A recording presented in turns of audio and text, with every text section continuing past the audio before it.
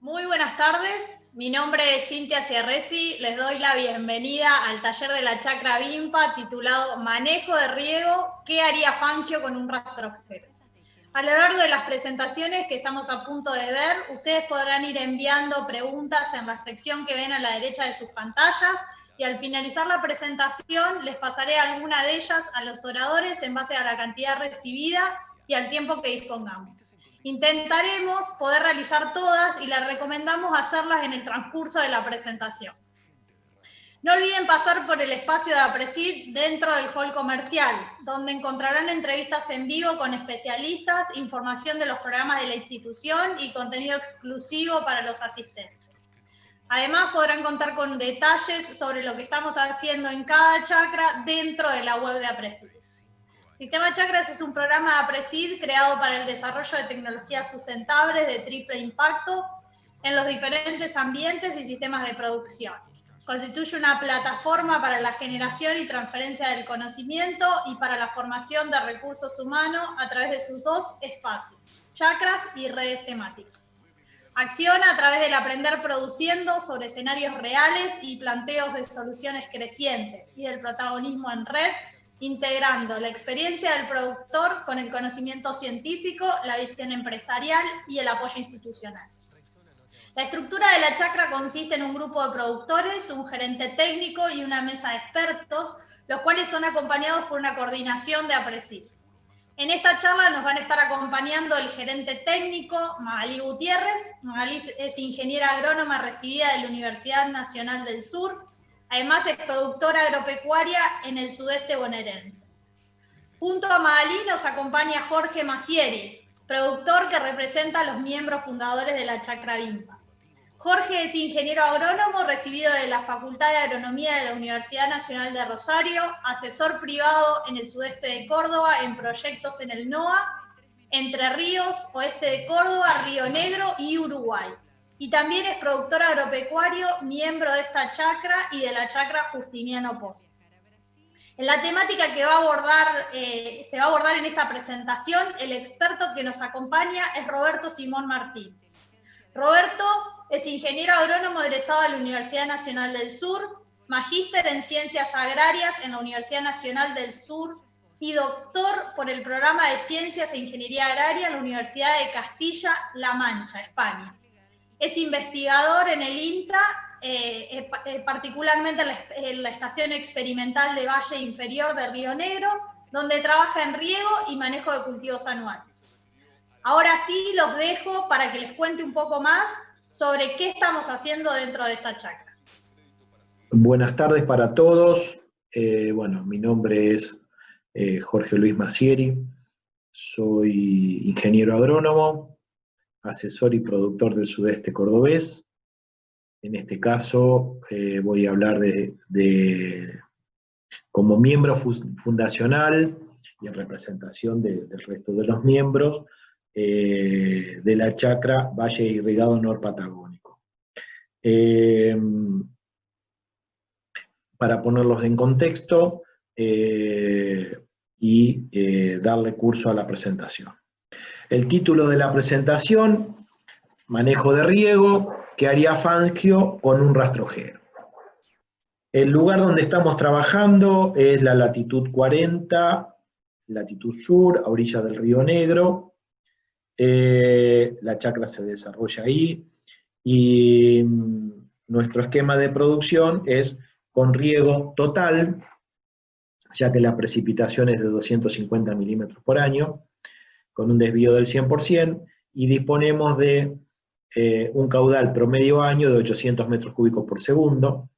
En este momento tiene pulso del Río Negro de hasta 1500 metros cúbicos por segundo, pero nunca baja de los 400 metros cúbicos. La idea de esto, la chacra se genera porque bajo 3 puntos. Primero, generar un suelo receptivo que pueda soportar riegos totales, láminas de un cultivo de 1200 milímetros, y en la interacción suelo funcional, lámina aplicada, aparezca un cultivo de alta productividad y rentabilidad. Para eso, la chacra fue formada para conducir esas 3 líneas de investigación, cómo mejorar la infiltración y cómo desarrollar suelo mínimamente hasta el 1,5 metros de profundidad, cómo regar para atender demandas ambientales en trigo, por ejemplo, de 10 milímetros por día, o en maíz de hasta 12, 13 milímetros por día, y en esa interacción, cómo lograr altos rendimientos. Así que, bueno, bajo esos 3 ejes, necesitábamos aprender a regar, porque estábamos sobre suelos muy heterogéneos, pero teniendo la seguridad de una oferta ambiental excelente. Heliofanía, amplitud térmica, radiación y agua para regar. Así que bajo todos esos parámetros les abro el juego a los disertantes para que hagan sus presentaciones en cuanto a los resultados obtenidos. Hola a todos, me llamo Magali Gutiérrez, trabajando para el programa Sistema Chacras de APRESID en la región norpatagónica, y bueno, vamos a iniciar a profundizar en el tema que nos reúne hoy, que es el manejo del riego, ¿no? En primer lugar, ¿en dónde estamos trabajando? Nos encontramos en la latitud 40, Argentina, trabajando a orillas del Río Negro, un río que transporta agua de excelente calidad, con un caudal de 800 metros cúbicos por segundo aproximado, y una región en donde se están dando distintos proyectos de desarrollo que están constituyendo a la zona como una nueva frontera productiva regante para lo que es Argentina, ¿no? Y que cada vez está captando más tierras en producción, y que, bueno, a futuro tiene un potencial de desarrollo muy grande. Y es la zona de donde surgen los conocimientos que hoy vamos a compartir en el taller. ¿Por qué estamos trabajando en Norpatagonia? Esta zona es una región que presenta un potencial ambiente muy elevado. Tenemos elevados niveles de radiación que, combinados con temperaturas adecuadas para la realización de cultivos, y a su vez combinándolo con una elevada oferta de agua de primera calidad, se traduce en un alto potencial de rendimientos para cultivo, ¿no? Con trigos con potencial de 12.5 toneladas, sojas con un potencial de 5 toneladas por hectárea y maíz con un potencial de 19 toneladas por hectárea, ¿no? Y en una zona en donde el riego es vital para nosotros, porque generamos un riego total y no complementario, es decir, tenemos que aplicar, cada milímetro que aplicamos al cultivo lo controlamos nosotros, porque llueve muy poco. Tenemos un nivel de precipitaciones medias anuales entre 250 a 350 milímetros al año. Y en esta región, para poder alcanzar los elevados niveles de rendimiento que nos promete el ambiente, lo que constantemente necesitamos saber nosotros para gestionar los sistemas de producción es cuánta agua tenemos disponible para nuestro cultivo, ¿no? Para tomar decisiones. Constantemente lo tenemos que saber. Y el agua disponible para nuestro cultivo va, en primer lugar, a estar limitada por el agua que puede guardar nuestro suelo. Y el agua que puede guardar nuestro suelo va a estar enmarcada en un límite superior y en un límite inferior. El límite superior es el nivel de capacidad de campo del suelo, es decir, el agua contenida en un suelo plenamente humedecido, drenado y plenamente humedecido. Y el nivel inferior, al cual me refiero, es el denominado punto de marchitez permanente, que es el contenido de agua en el suelo que no se encuentra disponible para las plantas porque fue retenido con demasiada energía. La diferencia entre esos dos valores me determina a mí el agua útil que yo tengo en el suelo, digamos, mi tanque de trabajo. Y es importante conocerlo para poder gestionar el riego en campaña. En general, para todo lo que es calendarización de riego se utiliza una profundidad de trabajo de 1 metro. ¿Por qué? Porque allí es donde todo sucede, donde se concentra la mayor cantidad de raíces y en donde se producen en los mayores niveles de absorción de agua. Pero sin embargo, más allá de que ese es un valor de referencia general, siempre es bueno ir al campo y observar a qué profundidad se desarrollan las raíces en el cultivo que me toca a mí manejar. Bien. Obviamente el agua útil de un suelo va a variar acorde a la textura del suelo, a la estructura y al contenido de materia orgánica del mismo, ¿no? Suelos con texturas gruesas, con bajo contenido de materia orgánica, van a guardar menos agua que suelos con texturas finas, con mayor contenido de materia orgánica. Bien, Y a la hora de medir el agua en el suelo, son muchísimos los métodos disponibles en la actualidad, todos cuentan con sus ventajas y sus desventajas. Y a la hora de elegir un método tenemos que definir, digamos, con qué presupuesto contamos, con cuánto tiempo contamos para dedicarle a ese método, qué escala estamos manejando y qué grado de precisión requerimos. No es lo mismo estar manejando 10 hectáreas de fruta fina que 2000 hectáreas de riego por pivot, ¿no? Con pivots. Así que acá hice una división en dos grandes grupos. Tenemos los denominados métodos en el sitio, son métodos, digamos, en el campo, que están los métodos directos, que es el famoso método gravimétrico, en donde tomamos muestras de suelo a campo, húmedas, las secamos y por diferencia de peso determinamos el contenido de humedad del suelo. Y tenemos el famoso método de humedad por tacto y apariencia, ¿no? Un método que es mucho más impreciso que el método gravimétrico y su grado de precisión depende de la destreza del que lo esté desarrollando. Sin embargo, es un método eficaz y rápido para tener el dato a campo de manera instantánea. Luego tenemos los métodos indirectos, en el sitio indirectos, que es todo lo que involucra instrumental especializado, ¿no? Lo que son la utilización, las sondas de suelo, volumétricas o de tensión, y las sondas son sensores de planta. Todo esto tiene un costo, ¿sí? En la actualidad aproximadamente un punto de monitoreo con un instrumental especializado conectado a un data logger y conectado a una red que capte los datos y los transmita a una central aproximadamente están entre 300 y 500 dólares, ¿no? Por lo tanto tiene un costo. Y luego tenemos los métodos fuera del sitio, como son los famosos modelos o el balance hídrico, en donde consideramos al perfil de suelo como un recipiente cerrado y conociendo las entradas y salidas de agua de ese sistema, aplicamos una ecuación balance para conocer el agua disponible en el suelo. Este método era muy poco utilizado por su falta de precisión, hasta que en la actualidad, gracias a la aparición de herramientas tecnológicas que nos ayudan a implementar el balance hídrico, está siendo muy utilizado y se ha tornado más preciso. Bien. ¿Por qué hoy les voy a hablar de balance hídrico? ¿Por qué lo elegimos nosotros en nuestro caso particular para regar? En primer lugar, porque estamos tratando con suelos aluvionales, en donde se generaron a orillas de un río en donde el material depositó lo que quiso y como quiso durante miles de años, ¿no? En donde son altamente heterogéneos, heterogeneidad tanto horizontal como vertical. Entonces muchas veces vamos al campo y nos preguntamos, ¿dónde pongo el sensor?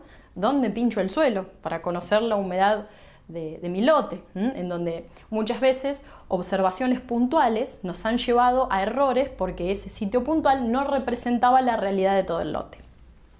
Y a su vez porque trabajamos con gran escala. En general los campos son de 500 a 1500 hectáreas bajo riego por pivot. Entonces si quisiésemos abarcar todo con instrumental especializado sería muy costoso para nosotros.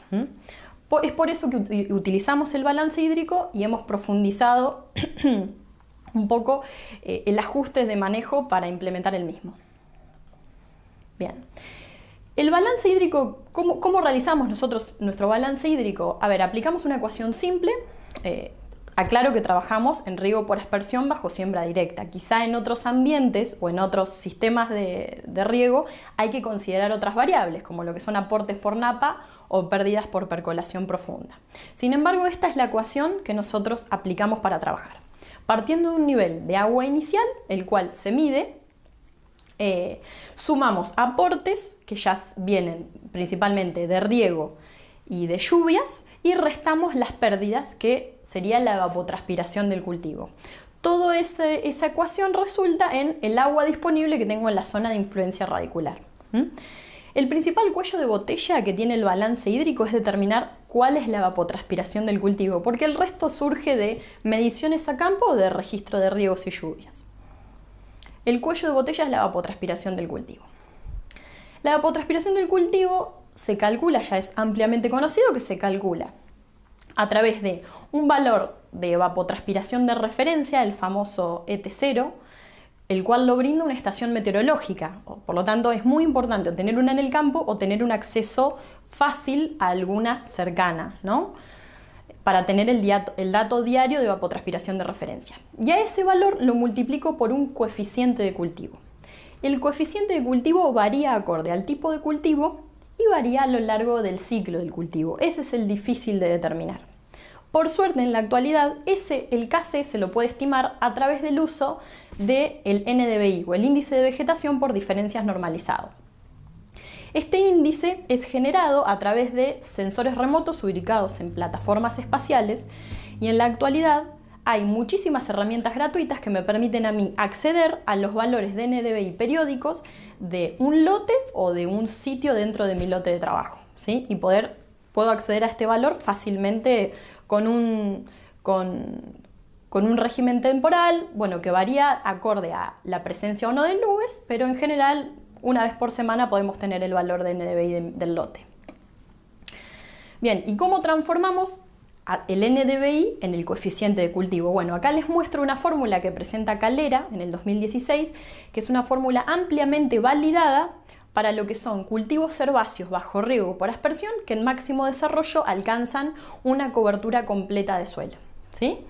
Bien, y a través de esa fórmula que les presento allí podemos transformar la evolución de NDVI, por ejemplo, de 2 lotes de producción en la evolución del coeficiente de cultivo de 2 lotes de producción, que luego, utilizando la evapotranspiración de referencia, puedo transformarla en la evolución de consumo hídrico de mis lotes de producción e utilizar ese dato para incluirlo en mi balance hídrico del lote. Bien, además de ir modelizando la lámina de agua útil que tengo disponible en mi suelo, también es importante ir modelizando el umbral de estrés del cultivo. ¿A qué me refiero con umbral de estrés? El umbral de estrés es el nivel de agua mínimo que tengo que tener en mi suelo para que el cultivo no sufra. Digámosle un nivel de humedad preventivo.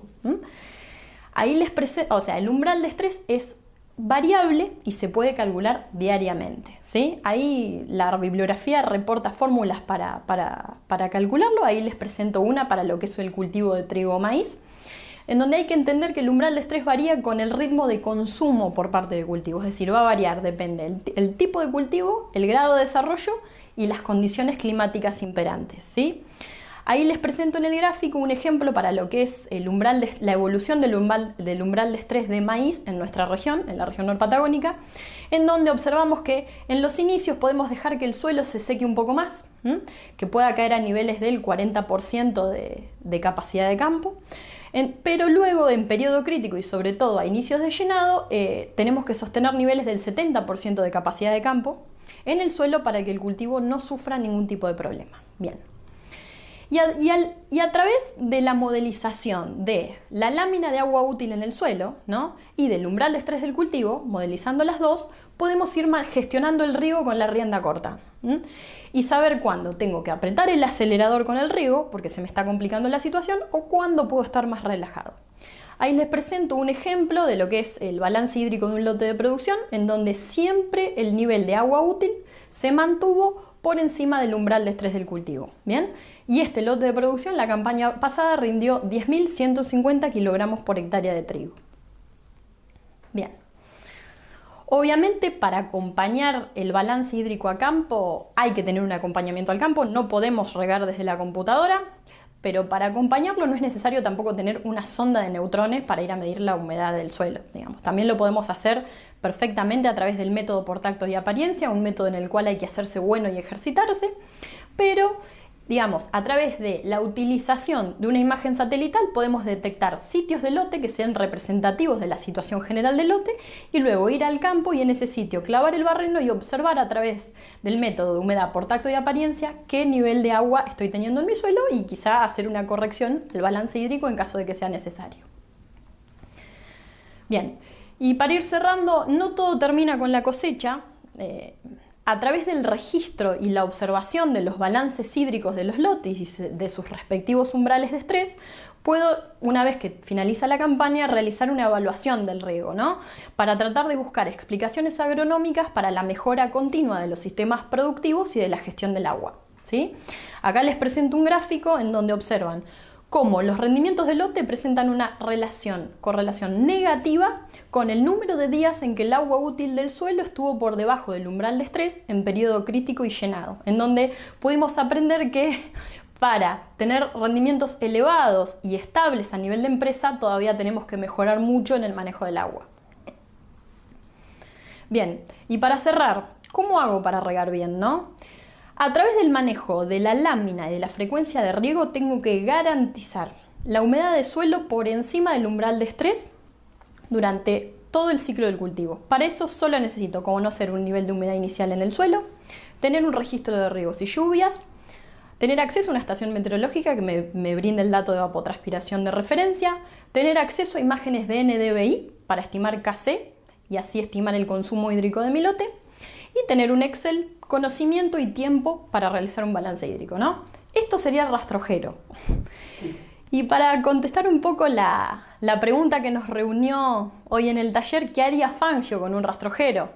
Fangio ganaría la carrera igual, porque es un excelente conductor, domina la situación y está capacitado. Como nosotros, también podemos ganar la carrera en nuestros sistemas de producción regantes, siempre y cuando estemos dispuestos a invertir tiempo y materia gris en el proceso. Es todo lo que se necesita.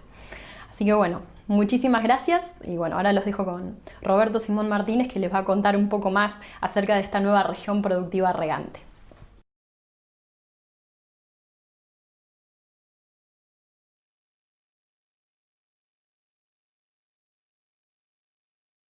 Buenas tardes, mi nombre es Roberto Martínez, yo soy técnico de la Estación Experimental Valle Inferior del Río Negro del INTA.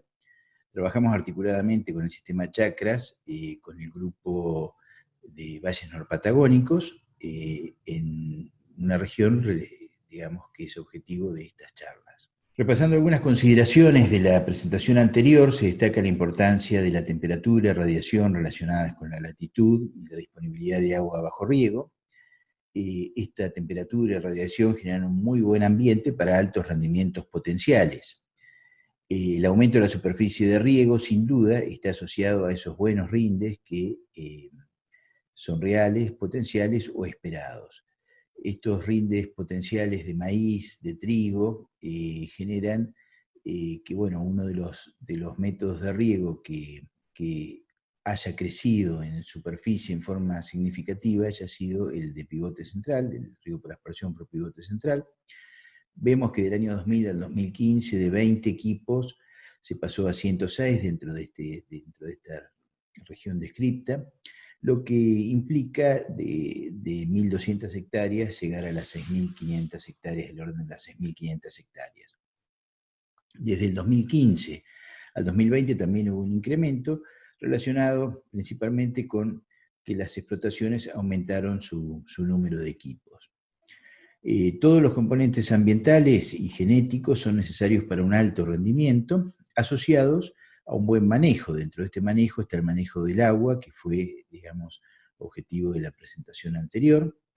Las decisiones que se toman para el manejo del agua tienen base experiencias, y en la mayoría de los casos, digamos, son modelos estudiados, calibrados y validados con uso de tecnologías disponibles, sensores, equipos de laboratorio. A modo de ejemplo, lo que conocemos como las ecuaciones de DAFO-transferencia o de pedotransferencia, donde a partir de muchas determinaciones de variables que son más fáciles de estimar, como textura, materia orgánica, se estiman ciertas propiedades fisicoquímicas como la curva de retención de humedad con los valores de capacidad de campo y punto de marchitez permanente que, como vimos, se utilizan en el tema del cálculo de las láminas. Otro caso es el uso de sensores para determinar la profundidad efectiva del suelo, que nosotros tenemos que considerar bajo riego, donde con sensores se puede estudiar la dinámica con distintas, en este caso con distintas frecuencias de riego, como la dinámica de distintas profundidades, como para definir a qué profundidad tenemos que considerar. Asociado a esto también estudios de distribución de raíces. En otros casos, algunas mediciones complejas que aportan después a decisiones de alguna manera más simplificadas, es el estudio de parámetros de riego, la distribución del agua a nivel superficial, en este caso en riego por aspersión, asociado también a la distribución en el suelo, que bueno, en este caso tenemos sensores FDR, donde llevan su tiempo de calibración en laboratorio o en campo, y una distribución de estos sensores dentro del cultivo, que ayuda a una relación entre lo que sea la distribución de del agua en superficie, cómo se distribuye en el suelo y cómo afecta a los rendimientos. Todos estos temas, digamos, relacionados con el riego, se está trabajando, y a modo de ejemplo, lo que se habló de la importancia de una estimación de K/C a partir de datos de NDVI, o sea, son trabajos de muchos años de equipo, y bueno, y eso se va profundizando, y en el caso de instituciones de Argentina, de universidades, del INTA, está trabajando en 2 proyectos Fontagro, donde se tratan estos temas. Un proyecto Fontagro es el sistema de asesoramiento al regante y TICS, donde se trabaja asociado con la empresa Quilimo. En este enlace se puede llegar a profundizar sobre este proyecto, que está liderado desde Argentina, desde Santiago del Estero. Y otro proyecto es Plataforma de Gestión del Agua en la Agricultura 2030, donde APRESIDE está como institución asociada, y se trabaja con otras empresas, como Irriger de Valley, Suplan, que es de origen israelí, Agrisat española, que están dedicados al asesoramiento del riego. Dentro de los tratamientos de este proyecto es comparar, calibrar y validar los manejos, y dentro de estos manejos está el manejo planteado en la presentación anterior. A modo de resumen final, es fundamental buscar alternativas de control, donde se conozca cuánta agua se necesita, en qué momento hay que aplicarla, cómo definir la toma de decisiones, y de alguna manera conocer con qué eficiencia aplicamos y cuánto debemos aplicar finalmente. Este asesoramiento, seguimiento, monitoreo y definiciones de manejo del agua se pueden hacer desde la organización del productor o de la empresa, como se describió en la presentación anterior, o mediante terceros. Lo importante es poder hacerlo, es poder aplicar estos conocimientos para que el riego aporte realmente a la sostenibilidad del sistema. Muchas gracias. Bueno, gracias Jorge, Roberto y Magalí por las presentaciones. La verdad que es muy bueno todo lo que están haciendo ahí desde los valles norpatagónicos. Ahora vamos a hacer una ronda de preguntas que van a ir llegando al público. Recuerden ir haciéndolas. Maga, una de las preguntas que surge acá del público es: ¿qué sucede cuando el cultivo ingresa en estrés? ¿Se modifica el KC? Sí, exactamente. En general, el comportamiento del coeficiente de cultivo es normal cuando, digamos, el cultivo no está bajo condiciones de estrés hídrico. En el caso de que el cultivo ingrese a estrés por un breve periodo de tiempo, hay que realizar una corrección de KC con un factor adimensional de reducción de la transpiración. Depende básicamente del agua disponible en el suelo y el umbral de estrés del cultivo. Se calcula, es un cálculo para ese coeficiente que luego se lo aplica al KC, y simplemente sería dividir el porcentaje de agua útil del suelo, cuando el agua útil está por debajo del umbral de estrés, expresado como porcentaje de capacidad de campo, dividido el umbral de estrés del cultivo en ese momento, también expresado como porcentaje de capacidad de campo. Y luego ese coeficiente se lo multiplica al KC y se modificaría el consumo bajo la condición de estrés. Perfecto. Y acá me llega otra pregunta, por ahí Roberto, vos querés contestarla. ¿Qué nos pueden comentar sobre el riego por goteo? Roberto, tiene el micrófono silenciado. Perdón, el riego por goteo, por lo general, digamos, es un método de riego que está cada vez más utilizado, principalmente pensando en aprovechar cada gota de agua, digamos, con una mayor eficiencia, ¿no? Entonces, todo lo que es cultivos intensivos, no hay ninguna duda de que se está, digamos, imponiendo el riego localizado, ¿no? En cultivos extensivos tenemos algunas experiencias muy importantes, sobre todo en riego complementario, en la zona en Argentina, donde el riego por goteo enterrado está ganando cada vez una mayor superficie y hay trabajos muy interesantes. Se está trabajando también en riego por goteo enterrado en la zona patagónica, pero ya como habló Magalí en su presentación, el riego es integral, o sea, se necesitan aplicar todos los milímetros que evapotranspira el cultivo. Es poco lo que aporta la lluvia. Entonces, ya tenemos números un poco más altos y a veces en cultivos extensivos, en commodities, a veces hay que analizar económicamente en qué situación funciona y en cuál no. Se está estudiando, se está trabajando, hay experiencias, es un tema que va para adelante, ¿no? O sea, lo que sucede es que puede haber lugares donde, digamos, económicamente, digamos, con una sustentabilidad desde el punto de vista ambiental, económica, productiva, encaja antes que en una zona donde hay que aplicar una cantidad de agua mayor. De todas maneras, es una alternativa que se está estudiando, que se está trabajando, que el grupo Chacras está trabajando, tienen experiencias, y bueno, y es un trabajo que va desde lo intensivo, que el riego por goteo es lo que se está imponiendo, el riego por goteo, el riego por aspersión, digamos, los 3 métodos de riego son 3 métodos que se utilizan en cada circunstancia donde es conveniente desde, digamos, de un punto de vista productivo, de un punto de vista económico. Y eso hay que analizarlo y se evalúa. Pero bueno, un poco la situación es esta que les describo. Y para continuar con Roberto, ¿qué cantidad de hectáreas bajo riego podrían desarrollarse en la zona a futuro? Bueno, hay estudios de FAO que digamos que yo creo que con una consideración teniendo en cuenta no solamente la disponibilidad de agua, sino también teniendo en cuenta los suelos, teniendo en cuenta una estimación de un caudal que el río tiene que tener, de un caudal llámese ecológico, un poco superior al calculado del caudal ecológico, se habla de duplicar o triplicar el área de riego. O sea, en cuanto a disponibilidad de agua, a veces se habla de una superficie mayor, pero hoy podemos hablar de una superficie que sería de 300.000 hectáreas, 400.000 hectáreas en la zona de estos valles norpatagónicos sobre el río Negro, ¿no? Bueno, y una pregunta para Jorge. Dice, ¿observan una disminución de la heterogeneidad del cultivo al mejorar el manejo de riego?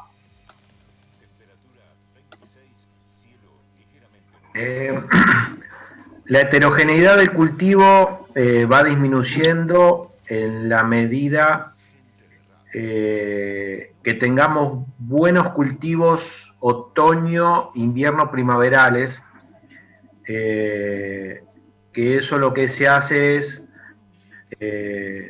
darle más profundidad a los sectores menos profundos, por el cual los cultivos estivales van a encontrar una mejor performance porque van a encontrar en los lugares en donde se pueden asistir bien ante demandas ambientales tan altas durante el verano. Perfecto. Y acá hay una pregunta que creo que está dirigida a Roberto, es ¿cómo manejás el riego con Canon? ¿Promedio 3 milímetros al día? ¿Empezás a regar antes? Discúlpame, ¿el riego con? Canon. Con canon de riego, cuando hay una disponibilidad de, digamos, canon de riego, la pregunta se refiere... No, sí, o sea, la pregunta concreta dice, ¿cómo manejás el riego con canon? Aclara, promedio 3 milímetros por día, empezás a regar antes, cuando tenés un cupo de agua por día, dice. No, yo creo que uno lo que tiene que hacer es, si uno tiene un cupo de agua por día, ver qué superficie va a regar. O sea, uno generalmente, el área, lo que va a regar, la superficie que va a regar de riego, está en función de cuáles son las necesidades máximas en el mes que va a necesitar para que no haya un déficit en ese momento. Puede parecer una cuestión caprichosa, pero generalmente cuando hay las máximas necesidades es cuando define el rendimiento. Vamos a un ejemplo del maíz, si le falta agua durante la floración, durante el principio del llenado de verano, ese maíz va a tener un rendimiento más bajo al que podemos aspirar. Entonces, si nosotros tenemos 3 milímetros, digamos, por día, probablemente tengamos que regar un poquito más de superficie, un poquito menos de superficie de la que nos dan con esos 3 milímetros por día para decir, bueno, voy a tener 9 o 12 milímetros por día y por cada hectárea riego 4. Por cada 4 hectáreas riego 1. Entonces, de esa manera puedo aspirar a tener esos 12 milímetros en el momento pico, que por ahí puede ser la necesidad que tenemos, ¿no? Pueden ser 12, 14, eso es un poco en función de lo que de la charla de Magalí, vemos cuál es 5 hectáreas, si es 4 hectáreas, es lo que se necesitaría para una hectárea. Y durante el invierno aprovecho esos 3 milímetros porque por ahí las necesidades son menores, hay mayor lluvia en la zona, entonces puedo hacer una superficie mayor de cultivos de invierno, ¿no? Entonces que quizás podamos aprovechar casi esa superficie que tenemos de esos 3 milímetros por día. Pero digamos que lo que hay que hacer es una programación de riego y en función de una programación, en función de esa información que se dio en la charla anterior, se puede llegar a programar para no encontrarnos con sorpresas, porque por ahí podemos tener una buena siembra del cultivo, un buen momento vegetativo y nos encontramos de que en el momento de mayor necesidad nos falta agua y después tenemos un rendimiento que no es el esperado. Está muy bien. Gracias, Roberto. Y una pregunta para Jorge es, a futuro, dentro de la chacra, ¿qué sistemas de riego piensan o tienen pensado elegir?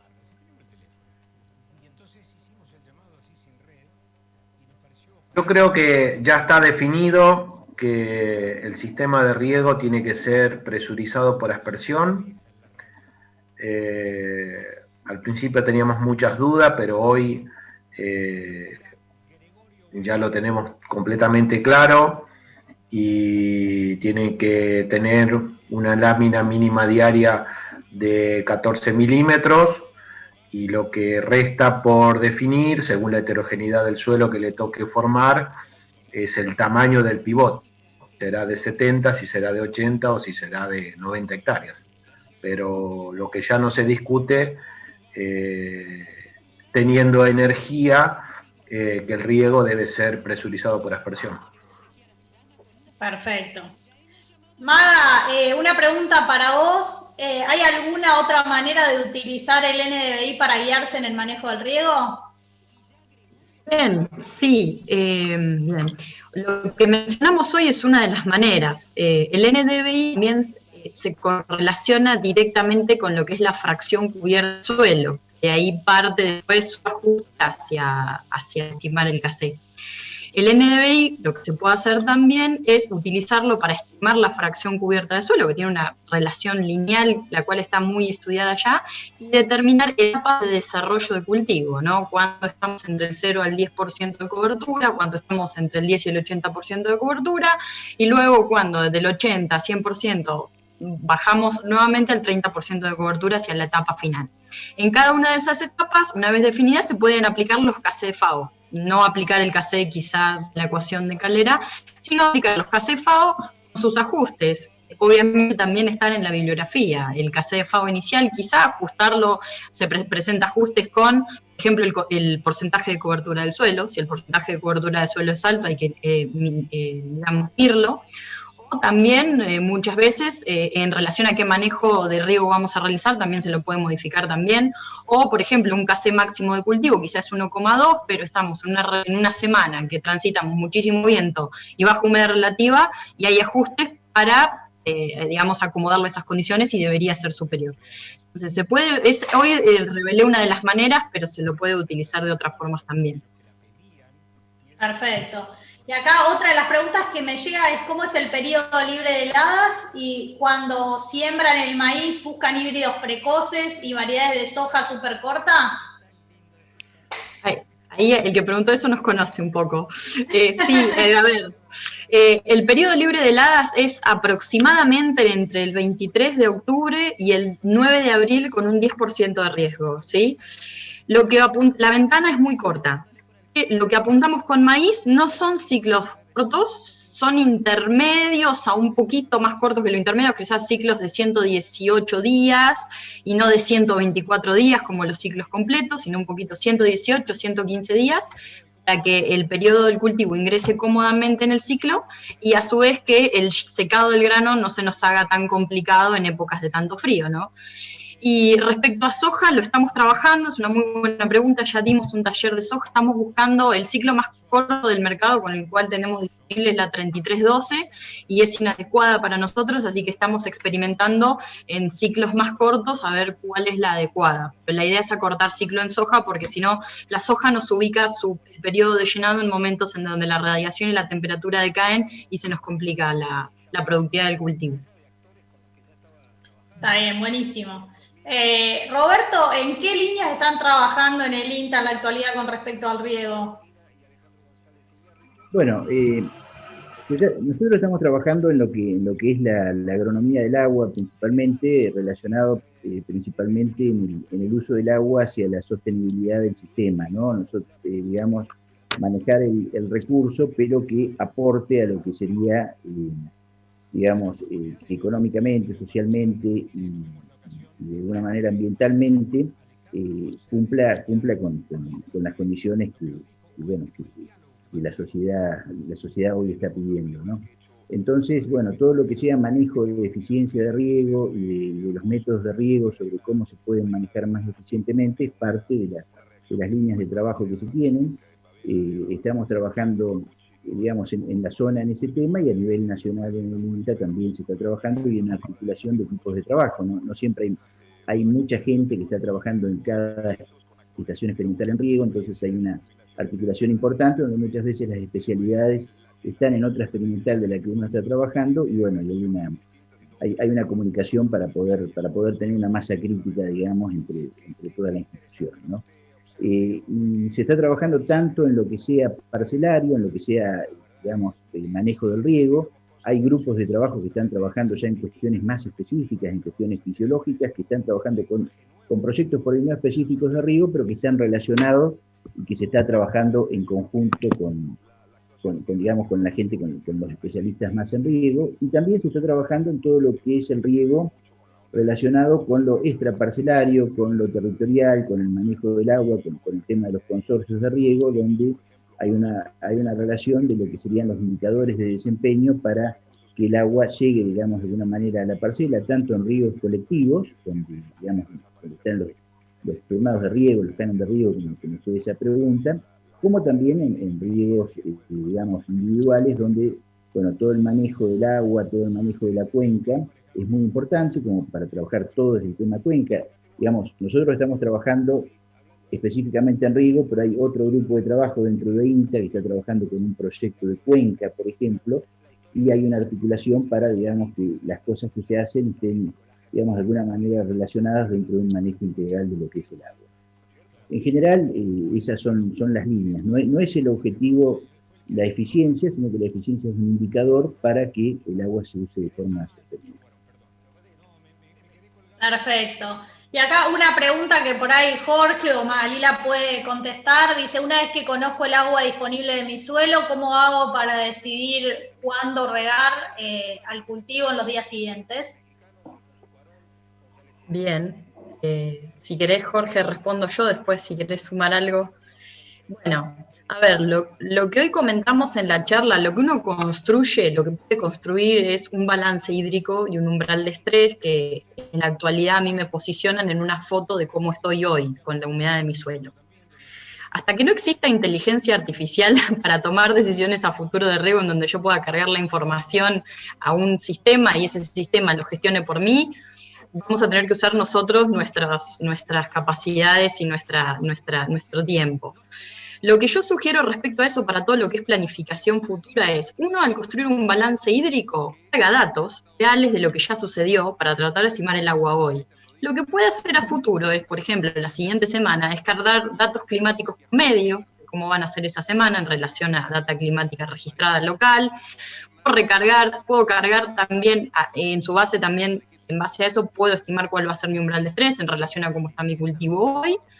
Y puedo ver, digo, bueno, voy a poder regar, no voy a poder regar, y voy a ver cómo evoluciona la humedad de mi suelo en relación a esos datos teóricos que yo le cargo a mi balance.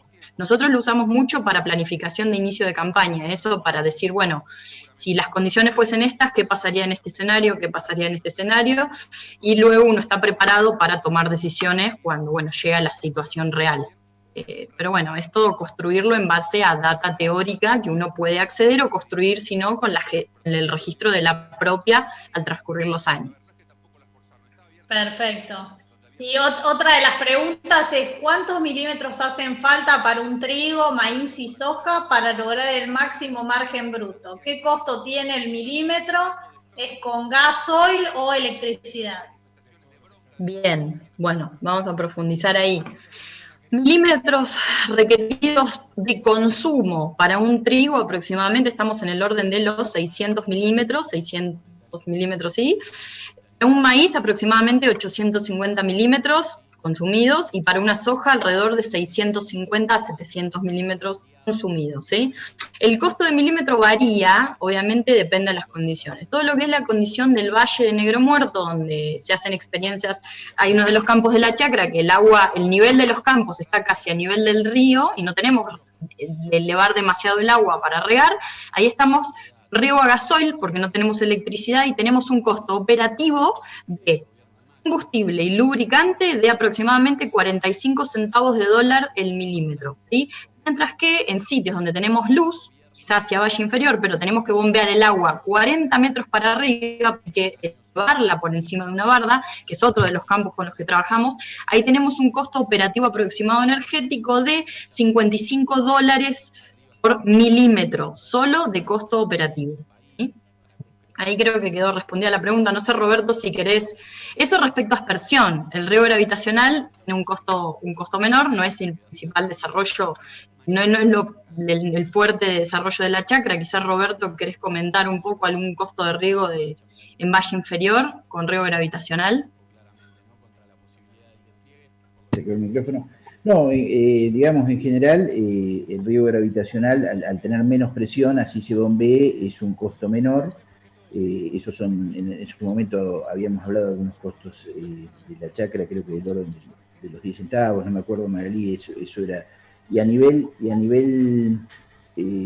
distritos de riego, bueno, es un canon de riego que se paga anualmente, que se paga mensualmente o mestralmente, pero que es menor el costo anual, lo que es eso, ¿no? Que normalmente andan de los 1.500 pesos más o menos por hectárea a los 3.000 pesos por hectárea todo el distrito de riego, ¿no?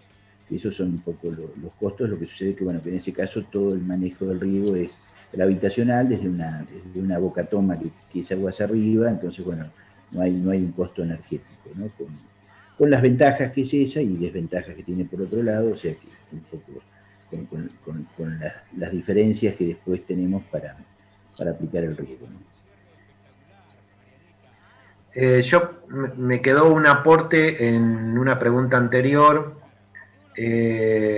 Nosotros tenemos que construir un suelo que atienda demandas extremas en momentos extremos, que es enero, febrero. Entonces, atender demandas extremas en días que son bastante más largos que la latitud que nos encuentra ahora, que es el sudeste de Córdoba en mi caso, no podemos escatimar en cantidad de agua administrada de manera fácil para que el cultivo la extraiga. No podemos explorar mucho, que si estoy al 60% de capacidad de campo, ahí prendo mi equipo.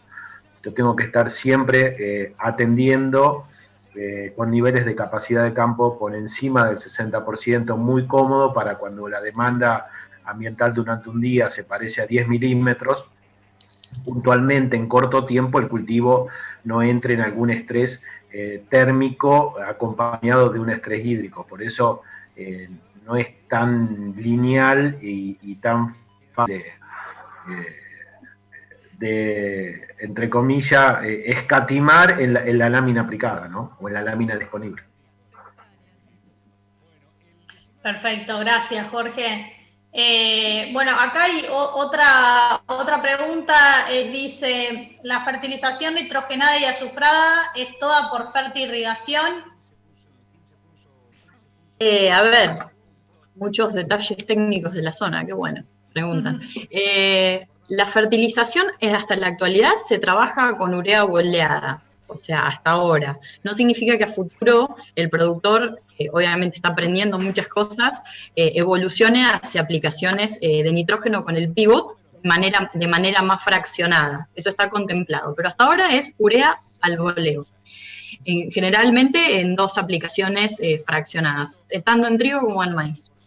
Y azufre, tenemos algo de abastecimiento de azufre con el agua de riego, así que hemos realizado muchísimos ensayos en azufre, en distintos cultivos de la rotación, y no observamos respuesta hasta que, bueno, aprendimos que con el agua de riego se aplica azufre, nos quedamos por lo menos tranquilos respecto a ese nutriente. Perfecto. Bueno, como para ir cerrando, me gustaría hacerle una pregunta a Jorge. Jorge, ¿qué le dirías a un productor que está pensando en ser parte de una chacra?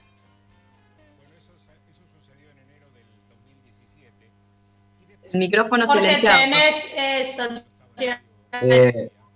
El micrófono, eso, ahí está. Yo vengo de formar parte de una regional de APRESID, de haber sido presidente de una regional, y con el paso de los años fui partícipe de la fundación de esta chacra. ¿Qué encontrás en una chacra? Es la visión de un sistema productivo desde una perspectiva agroecológica, o sea, abordar todos los problemas con una visión sistémica. Por ahí dejás o lo haces, pero no está tu foco puesto en una curva de respuesta de nitrógeno, sino en una visión de sistema, con rotación, con nutrición de largo plazo, con evolución y estabilización de indicadores que te permitan estar seguro de la empresa que estás llevando a cabo, ¿no? Perfecto. Bueno, muchas gracias, Magalí, Roberto, Jorge. La verdad que es muy interesante todo lo que están haciendo en la chacra.